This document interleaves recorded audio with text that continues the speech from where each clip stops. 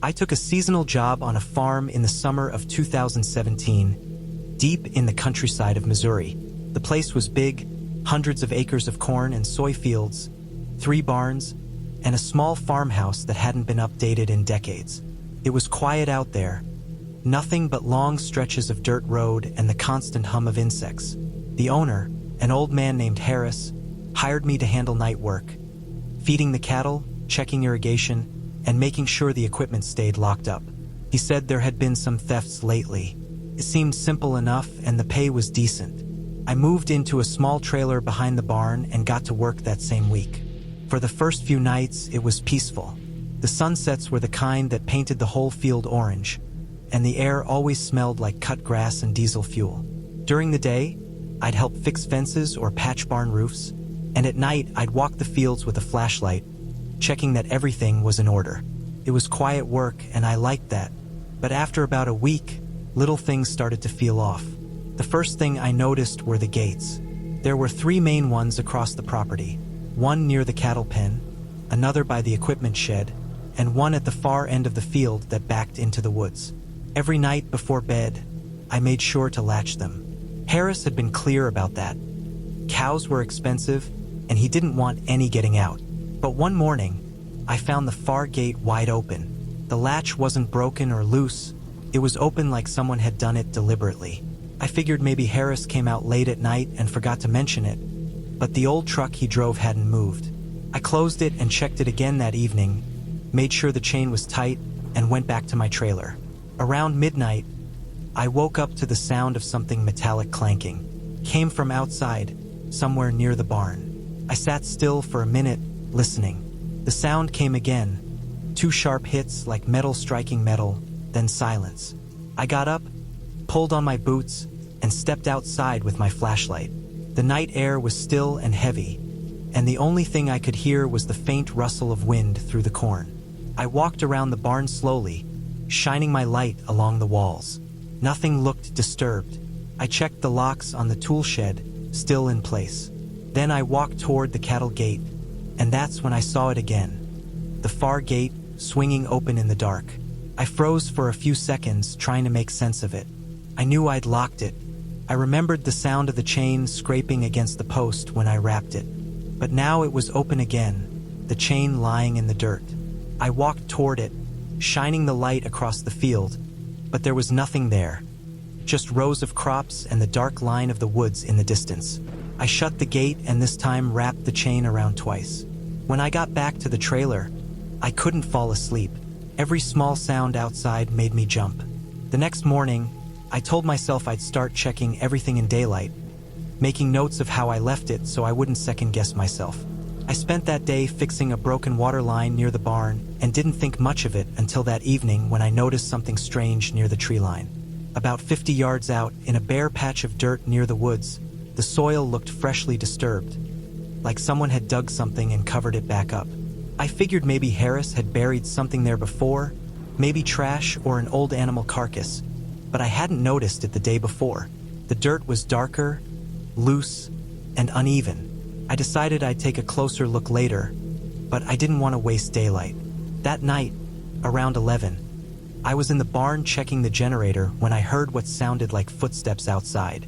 Slow, steady, crunching through gravel.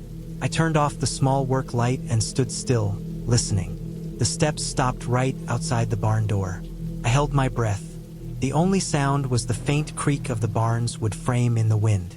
After a few seconds, I heard movement again, but this time it was softer, like someone brushing against the side of the barn. I turned the light back on and opened the door fast, shining my flashlight outside. Nothing. The yard was empty. The dirt was undisturbed. I walked around both sides of the barn, scanning the ground for prints, but there were none. Everything looked untouched. When I got back inside the barn, I noticed something that made my stomach drop. One of the padlocks from the tool cabinet was missing. The cabinet door was slightly ajar, and a few tools were gone, wire cutters, a hammer, and a small crowbar. I knew exactly where I'd put them earlier that day. My first thought was that someone was sneaking onto the property at night to steal equipment. I felt angry more than scared at first, but when I realized whoever it was had been walking right outside while I was inside, that anger started turning into fear. I didn't sleep that night. I sat in the trailer with my flashlight on, listening for anything. Around 2 in the morning, I heard something again, this time from the field. It sounded like metal scraping against wood. I went to the window, pulled the curtain just enough to see out, and I saw the faint outline of a figure near the far fence. The flashlight beam wasn't reaching that far, but I could see movement, slow and deliberate. Whoever it was had a long, dark coat or jacket. I couldn't make out their face, just the shape of their body against the lighter color of the field. They stood still for a long time, then started walking toward the woods, disappearing into the dark. The next morning, I went straight to that area. There were boot prints in the dirt, fresh, deep ones leading to the woods. I followed them a little way until they disappeared into thick brush. Then I remembered that disturbed patch of soil I'd seen near the edge of the trees. I walked over to it and kicked at the dirt with my boot. The ground gave easily, too soft for normal soil. After a few minutes of scraping with a shovel, I uncovered what looked like a tarp. The smell hit me first, rot, thick and sour. I stepped back fast. When I lifted a corner with the shovel, I saw bones. They looked like animal bones at first, but the longer I stared, the less sure I was. There were too many of them, and some were too big. I covered it back up and went straight to my truck. I drove into town and told the sheriff's office everything. About the missing tools, the open gates, the footsteps, the man near the fence, and the buried bones. They sent a deputy out with me that afternoon. When we got back to the spot, the ground was flat again. The dirt looked freshly packed, and the footprints were gone. Like someone had been there after I left and fixed everything. The deputy told me it was probably just old livestock remains and said they'd look into it. But I could tell he didn't take me seriously. He walked around for a few minutes, took a few notes, then told me to keep the doors locked and report anything else unusual. That was it. That night, I locked every door, tied chains around the barn handles, even blocked the trailer door with a chair. I kept the lights off and sat near the window watching the yard. Around midnight, I saw movement again, this time closer. A shadow moved between the barns, then along the fence line, paused near the cattle pen, just standing there. I could feel my heart pounding in my chest. I couldn't see a face, but I saw the glint of something in their hand, metal catching the faint moonlight. I didn't wait this time.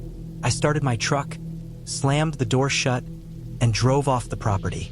I didn't look back until I hit the paved road. When I returned the next morning with the sheriff, whoever had been there was gone again. But near the barn door, the ground was littered with small things. Bent nails, a piece of rope, and one of the missing wire cutters.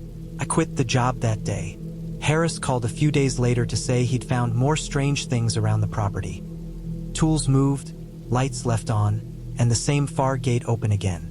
A week later, he called to say the sheriff had found a small campsite deep in the woods behind the farm. There were empty cans, a blanket, and piles of animal bones. They said someone had been living out there for months, maybe longer. I still think about those nights. The open gates, the missing tools, the sound of footsteps on gravel. Whoever that was, they weren't just stealing. They were watching, waiting. I can't forget that shape standing near the fence, completely still, like they were studying me. Out there in the dark, surrounded by empty fields and silence, I realized how easy it would be for someone to live unseen, slipping between barns, hiding in the woods, moving only when the world was asleep. And what still haunts me most is that the sheriff never found them. They just vanished. But sometimes, when I drive past old farms now and see a barn door hanging open in the dark, I get that same heavy feeling in my chest, because I know whoever it was is still out there somewhere, quiet, patient, waiting for another farm just as empty, and another person alone enough not to notice the first sound of footsteps outside.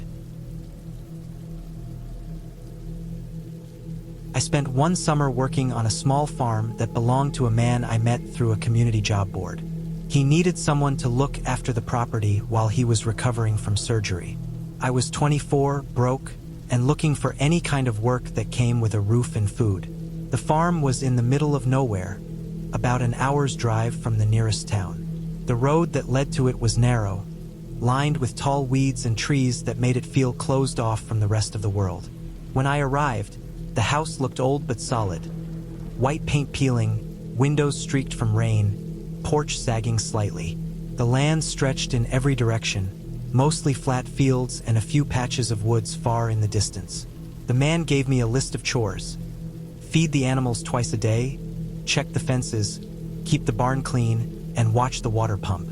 He said I could stay in the main house, though most of the upstairs rooms were empty. The place smelled faintly of dust and oil, and the floors groaned when I walked on them. The first few days went smoothly. The work was tiring but simple. I woke before sunrise, worked through the day, and spent evenings on the porch listening to the sound of crickets and wind moving through the fields. It was peaceful at first, almost calming. By the fourth day, I started to notice small things that didn't make sense. Tools in the barn weren't where I'd left them. A pitchfork leaned against the wrong wall. A feed sack that had been sealed the night before was torn open, spilling grain on the floor. I figured maybe raccoons had gotten in, but there were no teeth marks or animal tracks. Just the grain, spread in a neat line, like someone had dragged their hand through it. The first real moment I felt uneasy was one evening when I went to close up the chicken coop. The sky was fading to orange and purple, the air heavy and still. As I was walking back toward the house, I noticed something odd in the field. Sections of corn flattened in uneven patches, like something large had moved through them. I couldn't see far because the stalks were tall, but there was a faint path leading deeper into the field.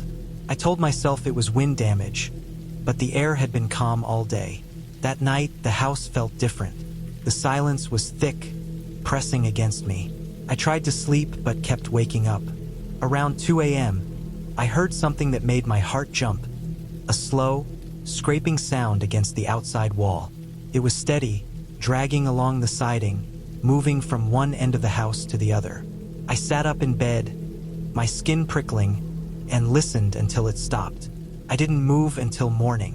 When I stepped outside the next day, I walked around the house and saw faint marks on the wall, near the foundation. Long, uneven scratches in the paint. They weren't deep, but they went on for several feet. I checked for signs of animals. No fur, no tracks, no droppings. Just dirt smeared along the wall. The barn door was also slightly open, swinging in the breeze even though I was sure I'd locked it the night before. Inside the barn, everything looked off. The tools were moved again. The bales of hay stacked in the corner were shifted, forming a narrow space behind them that hadn't been there before. I squeezed back there with a flashlight and found footprints in the dust.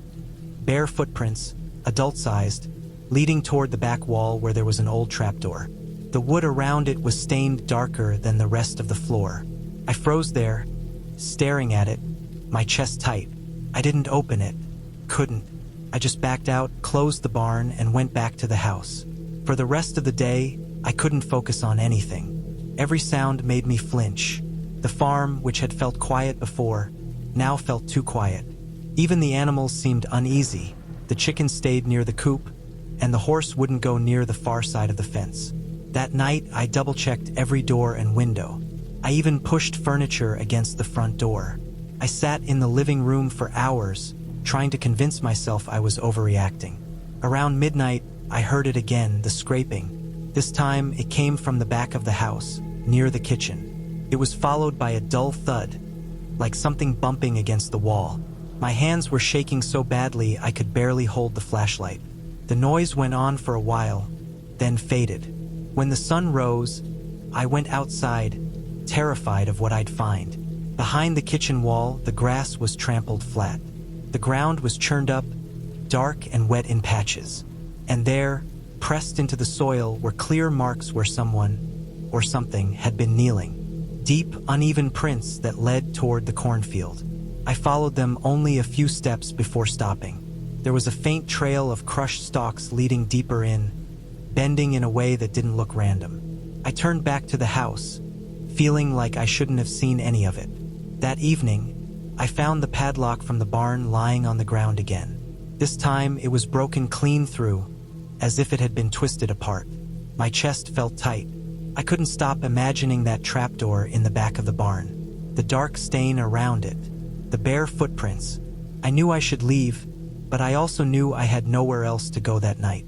I told myself I'd make it through until morning, then leave everything behind. That night, I couldn't bring myself to lie in bed. I sat in the kitchen with the lantern on, staring at the back door. Outside, the windmill creaked in the distance. The noise came again, dragging, scraping, slow and rhythmic. It was moving around the house. I could hear it passing by the windows, circling. Then it stopped. For a few seconds, everything was dead silent. And then came a soft, deliberate knock against the glass of the window. Just one. Then another. My whole body went cold. I turned off the lantern and sat completely still in the dark. I could see the faint outline of the window from the moonlight outside, but I didn't move. After a few minutes, the sound shifted, the creaking of the porch boards under weight. Something was walking across them, slow and heavy. Then it went quiet again. At dawn, I walked outside, shaking. The porch was covered in dirt, like someone had been crawling across it. The steps had streaks of mud leading down to the ground. The barn door stood wide open again. I didn't want to go near it, but I couldn't leave without seeing what was inside. When I stepped in, the smell hit me first. Damp soil, old wood, and something faintly rotten. The hay had been pushed aside completely now, revealing that trapdoor. It was open. A dark hole gaped in the floor, the edges splintered and freshly disturbed. I crouched near it, holding the flashlight. The beam barely reached the bottom, but I could see the shape of something buried in the dirt, cloth, torn, and the edge of what looked like bone. I stumbled back, dropped the light, and ran out. I didn't stop until I was in my car, speeding down that narrow road, the farmhouse shrinking in the rearview mirror. My hands were slick with sweat, and I couldn't catch my breath. I drove straight to the nearest town and went to the police station. They searched the property that afternoon. Later, I found out what they discovered under the barn. There were human remains buried shallowly in that dirt, several of them. They said they were old, likely years before the current owner had bought the place. They questioned him, but he didn't know anything about it. The police said it might have been a dumping site for someone who worked the area long ago. What stays with me isn't what they found, but how the ground had been disturbed before they ever dug. Something or someone had been trying to uncover it. Maybe animals, maybe not. I still think about the scraping sounds, the broken locks, the footprints in the dust. I think about how close that trapdoor was to where I slept every night. I haven't set foot on a farm since then. Whenever I smell dirt after a storm or hear something dragging across wood, my stomach knots up. I know what it sounds like when something moves through the dark, when it's too slow and steady to be the wind. I still don't know who or what was walking around that house at night, but I know one thing for sure. Something out there already knew what was buried under that barn long before I did. It was late August when I took a job on a small family farm out in the middle of nowhere. I had been between jobs for a while, and the ad said they needed someone to help with the barns, fencing, and general upkeep. The pay wasn't great, but they offered a room in an old house on the property. It sounded peaceful, quiet, and I honestly needed the break from the noise of the city. The place was about 10 miles from the nearest town, and surrounded by nothing but rolling fields and tree lines that stretched for miles. The first few days were fine. The air smelled like cut hay and diesel. The mornings were misty, and the nights were silent except for crickets and the hum of insects. The family that owned the place only came by once or twice a week. They lived in town and used the property mainly for cattle and some crops. Most of the time, it was just me and the animals. I fixed fences, cleaned the barn, and drove the old ATV around to check water troughs. It was quiet work, the kind that makes your head feel clear. But the silence out there had a weight to it. By the end of the first week, I started noticing small things that made me uneasy. It started with the tools. One morning, I went out to the shed to grab a post-hole digger, and I saw that half the tools were lying scattered across the floor. I figured maybe I had left them out or that the wind had knocked something over. I put everything back, shut the doors tight, and made sure to latch it.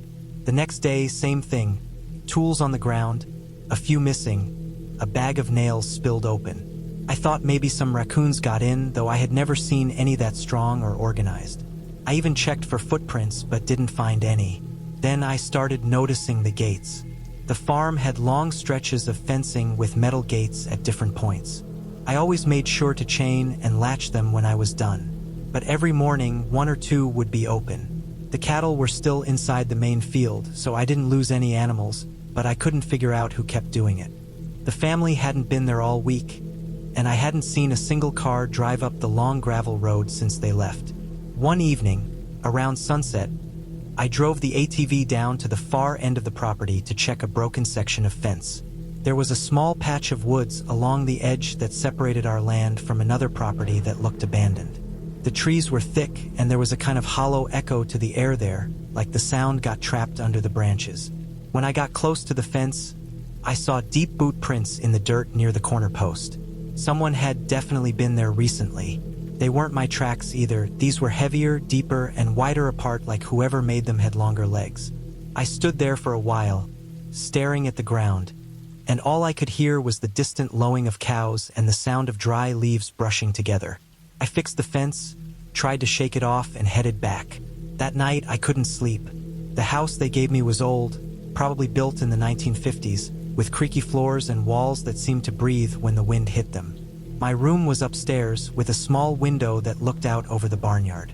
Around 2 a.m., I woke up to a faint metallic clanging sound.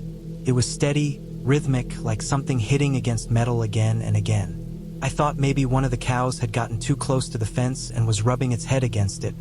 But when I looked out the window, I saw the barn door slightly open. I had locked it before bed. I told myself maybe I hadn't latched it properly. I wanted to go check, but something about the way the darkness hung around that open door made me stop. Felt wrong. I ended up staying awake the rest of the night, just watching from the window.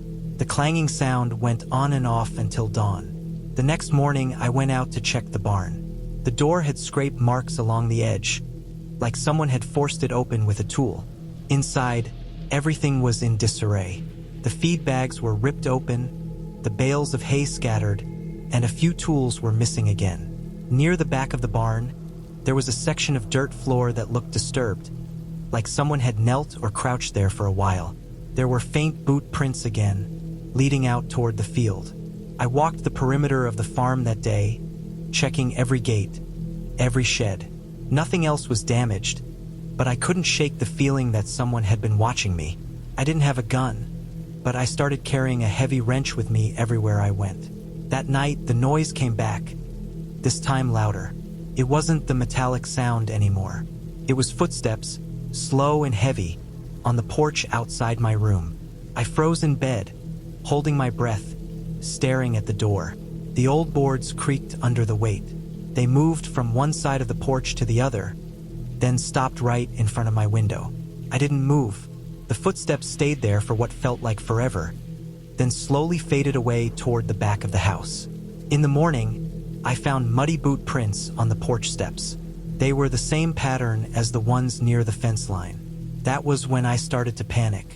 I thought about calling the owners or the police, but I didn't have cell service out there, and the nearest neighbor was miles away. I decided that night I'd drive into town first thing in the morning and tell someone. But that night turned out worse than the rest. Around midnight, I heard movement again. Only this time it wasn't outside. It was inside the house. It started faint, like the sound of floorboards shifting under weight, coming from downstairs. My throat went dry, and my hands were shaking. I grabbed the wrench from the nightstand and listened. The steps came up the staircase, slow and careful, each one louder than the last. My heart was pounding so hard I thought it might give me away. I could hear breathing, deep, heavy breathing, just outside my door. The door handle moved slightly like someone testing it. Then it stopped. The silence after that was unbearable. I stayed frozen, sitting there in the dark for hours until the first light started coming through the window. When I finally got the courage to move, I crept down the stairs. The front door was wide open. I ran outside and saw fresh tracks in the dirt leading away from the house toward the barn. I followed them just far enough to see where they disappeared into the tall grass, then turned back. I didn't even pack my things. I got in my truck and drove off that property faster than I ever had before. When I got to town, I went straight to the sheriff's office and told them what happened. They sent someone out to check the place. Later that afternoon, they called me back. They said they found signs that someone had been living in the barn, old blankets, food wrappers, empty water bottles, and a small fire pit dug into the dirt floor. Whoever it was had been there for weeks, maybe months. They must have been coming out at night when I was asleep, taking tools and supplies. The sheriff thought it was probably a drifter or someone hiding out. I never went back to that farm. I quit the job the next day. The owners offered to pay me for the rest of the month, but I told them to keep it. I didn't care about the money anymore. For weeks afterward, I couldn't sleep properly. Every creak in my apartment sounded like those slow steps on the porch. Every time I heard wind against the windows, I saw that barn door cracked open in my head. Sometimes I still think about those nights out there. How close that person must have been. How long they had been watching me. How many times they probably stood right outside my window, just staring. And what scared me the most wasn't that someone had broken into the house. It was that they didn't take anything. They never tried to steal or hurt me or even leave a message. Whoever it was, they just watched. And that kind of quiet interest, that patient waiting in the dark, it's worse than anything else I can imagine. It was early September when I decided to spend a few weeks helping my cousin manage his small farm while he was out of state. He'd gone to handle family business, and the place couldn't be left alone. There were animals to feed, fences to check, and crops that still needed watering. I had free time and figured it would be quiet work, something peaceful for a change. The farm was about 20 miles out of town, surrounded by empty fields and thick tree lines. There were no neighbors nearby, no passing cars, and once night fell, it got so dark that even the barn's shape disappeared into the black. When I first arrived, the place seemed normal. There were a few cows, some chickens, an old dog that mostly stayed under the porch, and 3 barns that looked like they hadn't been repaired in years. The biggest one sat behind the main house, tilted a little to one side with loose boards and rusted hinges. During the day, it was fine, just another old farm building. But at night, when the wind picked up, the metal roof panels rattled and made the whole thing groan like it was alive. The first couple of nights were calm. I'd get up before sunrise, feed the animals, check the troughs, and make sure the irrigation pump was still running. By evening, I'd sit on the porch and watch the sun drop behind the fields. The silence out there was so thick that I could hear my own breathing. Sometimes, far in the distance, I'd hear something moving through the crops. Maybe deer or coyotes, but nothing too strange. On the 4th night, things started to feel off. I went out to lock up the barn after feeding the animals, and I noticed the side door was already open. I remembered closing it earlier that afternoon because it didn't latch right and swung with the wind. Inside, the smell was heavier than usual. Old hay, manure, and something faintly metallic, like rust or blood. I checked the stalls, thinking maybe one of the cows had gotten loose and wandered in, but everything was in place. There were no footprints in the dirt, just a single bent nail lying in the middle of the aisle, like someone had pried something loose. I didn't think much of it and closed the door again, tying it with wire since the latch was broken. The next morning, when I went back to feed the cows, that door was wide open again. The wire I had tied around the handle was lying on the ground, cut clean through. I thought maybe the wind had caught it somehow, but the wire was sliced, not snapped. The edges were sharp and even like someone used cutters. I checked around the outside for footprints, but the ground was dry and hard. It didn't leave marks easily. That night, I made sure every single door on the property was locked tight. I even nailed a board across the barn door just to be sure. I went inside around 10, sat down for a while, and ended up falling asleep on the couch. Around 1 in the morning, I woke up suddenly. The air in the house felt different, heavier, like the still air before a thunderstorm. I could hear something faint outside, a scraping sound, steady and soft, coming from the direction of the barn. At first, I thought it might just be a loose piece of metal flapping in the wind, but the sound had rhythm, like someone dragging something across wood. I grabbed the flashlight from the counter and stepped out onto the porch. The night was dead silent. No crickets, no wind, just that slow, scraping noise from the barn. The flashlight beam shook in my hand as I aimed it toward the fields, then the barn. The light caught the far corner of the building. The board I'd nailed across the door was gone. I didn't go any closer that night. I stood there for a few minutes trying to convince myself it was nothing, but I couldn't. I backed into the house and locked every window and door. I sat there with the lights off until the first hint of daylight came through the curtains. When I finally went out that morning, the barn door was standing open again. The board I had nailed across it was lying 10 feet away, the nails bent. Inside, the hay bales near the back had been torn apart. Not scattered, torn, like something had been looking for something underneath them. I found a few pieces of cloth in the dirt, old and dirty, maybe from a tarp or a coat. There was also a crushed can and some bones, small ones that looked like they came from rabbits or birds. It looked like someone had been camping out inside the barn, using the hay as cover. That realization hit me hard. The farm was isolated, miles from anyone else. If someone had been hiding out there, I wouldn't have noticed until they wanted me to. I started checking the rest of the property. Every shed, every piece of fencing, every dark corner. In the smaller barn, I found empty water bottles lined up on a shelf, and an old blanket rolled up in a corner. Whoever was staying there had been living on the property for a while. That night, I decided I wasn't sleeping inside the house. I parked my truck facing the road with the keys in the ignition, ready to leave if I needed to. I sat in the cab with the windows cracked, watching the barn through the windshield. For hours, nothing happened. The fields just swayed in the faint wind. Around midnight, I started to nod off. That's when I saw movement near the side of the barn. A dark shape low to the ground, moving slowly along the wall. I sat upright, my heart racing, but I couldn't see it clearly in the dark. The shape stopped near the door, stood upright, and disappeared inside. I didn't move. I stayed in that truck, gripping the steering wheel so hard my hands hurt.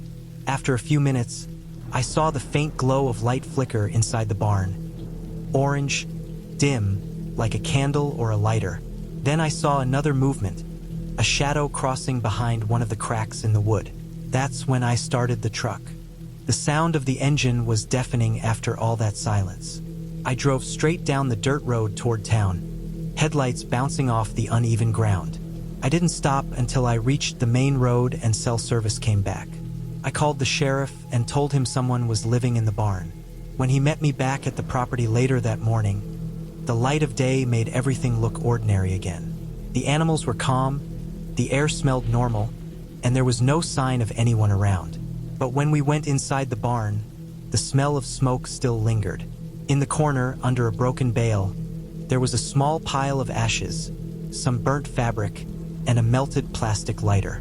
There were footprints too, clear this time, leading out the side door and into the field behind the house.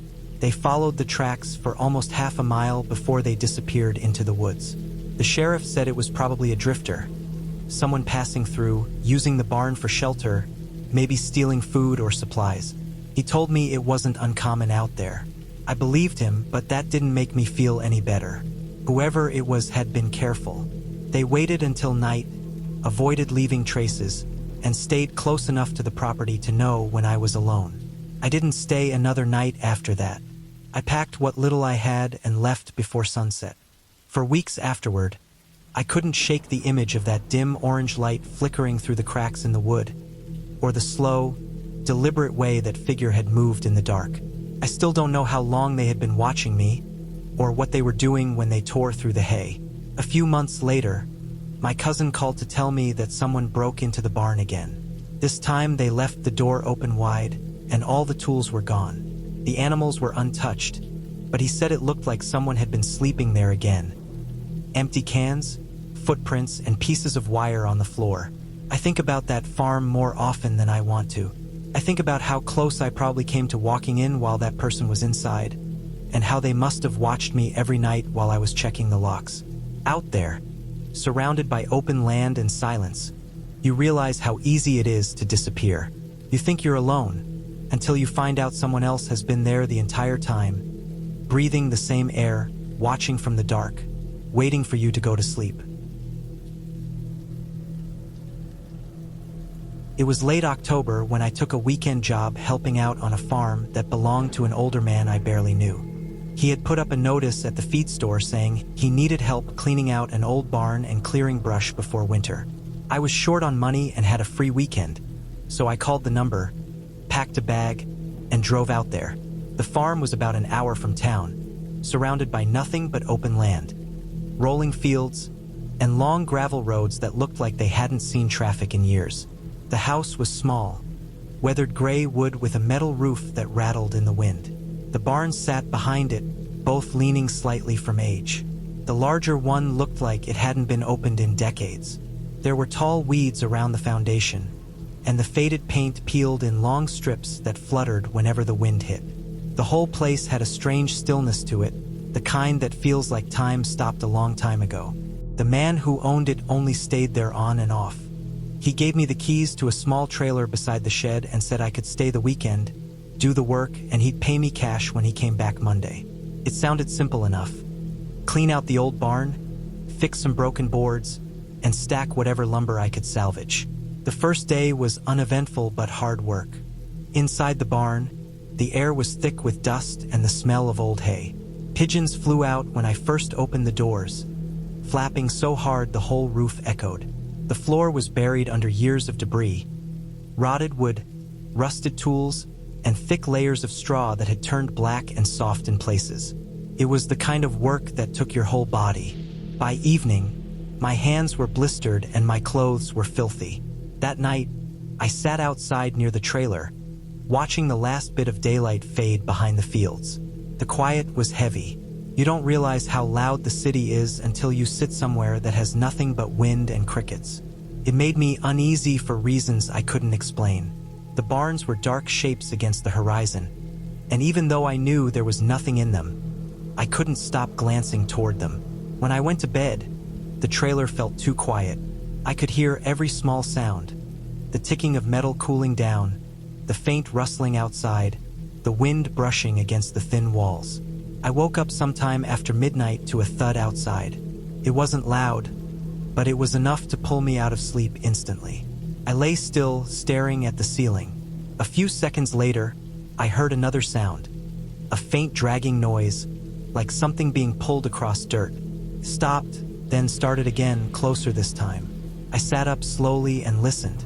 The trailer had a small window facing the barn, so I pulled the curtain just enough to see through. The night was pitch black except for the faint light from the moon. At first, I didn't see anything. Then I noticed the barn door. One side was slightly open. I was sure I had closed it earlier. I could see a faint movement inside. Not fast, just something shifting in the darkness. I told myself it was probably an animal. A raccoon, maybe, or a stray dog that had wandered in. Still, I couldn't shake the feeling that something wasn't right. The next morning, I went to check. The barn door was open wider, and the marks in the dirt looked like something heavy had been dragged out. I followed them a few feet until they faded into the grass. Inside the barn, a few of the old boards I had stacked were gone. I figured someone must have come by during the night. Maybe local kids or someone looking for scrap wood, but there were no tire tracks or footprints, and the property was too far from the road for anyone to stumble across it by accident. I spent the rest of the day finishing the cleanup, trying to ignore how uneasy I felt. The more time I spent in that barn, the stranger it felt. There were old markings carved into some of the beams, initials mostly, and in one spot near the back, a large area of the floor looked newer than the rest, like someone had replaced the boards not too long ago. The nails were shiny, the wood still pale and unweathered. I didn't think much of it until I realized that spot didn't match anything else. That evening, I decided to take a walk around the property before it got dark. The fields stretched endlessly in every direction, and the only sound was the wind moving through the tall grass. When I circled back toward the barn, I noticed something odd near the edge of the field. A small pile of boards, freshly broken, sitting in a heap like someone had dropped them there. I hadn't put them there. I hadn't even been in that area all day. As night fell, the wind picked up. I locked the trailer door and tried to sleep, but I couldn't stop thinking about the open barn door and the missing boards. Around 2 a.m., I woke up again, this time to a faint metallic tapping sound. It was slow and steady, coming from outside, somewhere near the barn. Top. Pause. Top. Pause. It sounded like someone hitting metal against metal, maybe a hammer against a nail. My chest felt tight, and my hands were sweating. I didn't move for a long time. The sound went on for several minutes, then stopped completely. When morning came, I walked to the barn first thing. The air inside was cold and smelled different, like oil or burned metal. The floorboards in that newer section were disturbed. One was cracked down the middle, and the nails were bent upward like someone had tried to pry it open. I felt something deep in my stomach sink. I knelt down and pressed my hand to the wood. It was damp, soft in the middle, like the ground beneath it wasn't solid. I found a crowbar in the shed and pried up one of the loose boards. The smell that came out was awful, thick, rotten, like wet earth mixed with decay. I stood up fast and backed away. Underneath the board, the dirt had been dug out into a shallow pit. I couldn't see much, just a few dark shapes half buried in the soil, but I saw enough to know they weren't just old junk. They looked like bones. I covered the hole back up immediately and nailed the boards back down. My hands were shaking so bad that I could barely hold the hammer. I didn't care what was buried there or why. I packed my bag, threw it in the truck, and drove until I saw pavement again. I didn't stop until I reached the nearest gas station 20 miles away. Later that day, I called the local sheriff and told them what I'd found. They sent someone out to check, and I never heard back directly, but a week later, I saw a short news piece online about a discovery on private farmland in that area. It said human remains had been found buried beneath an old barn. No names were released, and no arrests were mentioned. That was it. I never went back to that farm, and I never asked questions. But sometimes, I still think about those dragging sounds outside the trailer, and the tapping in the middle of the night. Someone had been working under that barn long before I got there, and maybe they'd come back to finish something that night. I don't know how old those boards were or how many times they'd been replaced, but it felt like the land had been hiding something for a long time, something that kept trying to come back to the surface. The worst part is knowing that I slept less than 50 feet away from it all, completely unaware of what was right beneath my feet. That kind of thought doesn't leave you. Every time I hear something creak at night now or smell damp soil after it rains, I think of that barn, those fresh boards, and the sound of a hammer tapping slowly in the dark, like someone working quietly underground, waiting for the next person to come along and uncover what should have stayed buried forever.